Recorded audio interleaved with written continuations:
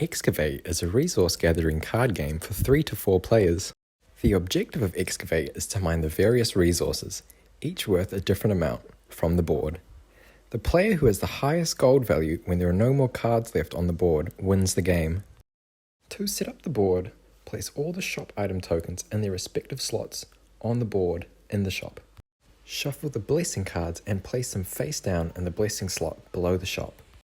Shuffle the resource deck, then place the cards face down on each space in the grid until each slot has 5 cards. Shuffle the character cards face down, then have each player randomly take a character card. Each character has a unique ability which can be used by the player at the stated time of their turn. The player who last went to the beach starts first, with turns proceeding in a clockwise order. Excavate has 6 unique characters, each with unique abilities. The capitalist allows the player to pay for another turn. The archaeologist has the ability to peek at cards before mining. The scientist can copy other characters' abilities. The tomb raider can trade resources for blessings. The cultist can deflect curses to other players. The thief can forcibly swap resources with another player. Players can choose to use their ability at the stated stage of the game, depending on each character's respective ability. However, characters' abilities may only be used once per turn.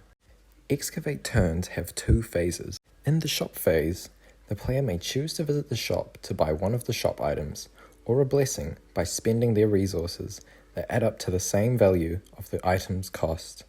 The player may only go to the shop before mining. In the mining phase, the player mines by taking one card from any stack on the board and places it face up in front of them. If the player mines a relic, they can choose to immediately trade it in at the shop for a blessing or keep it in front of them for later use. A player can trade in a relic for a blessing at any point during their turn. If the player mines a curse, they must keep it face up above their character card until the effect of the curse ends. Curses take effect at the start of the player's turn. If a player mines and collects 3 bones and 1 skull, it is considered a complete fossil and is worth 20 gold.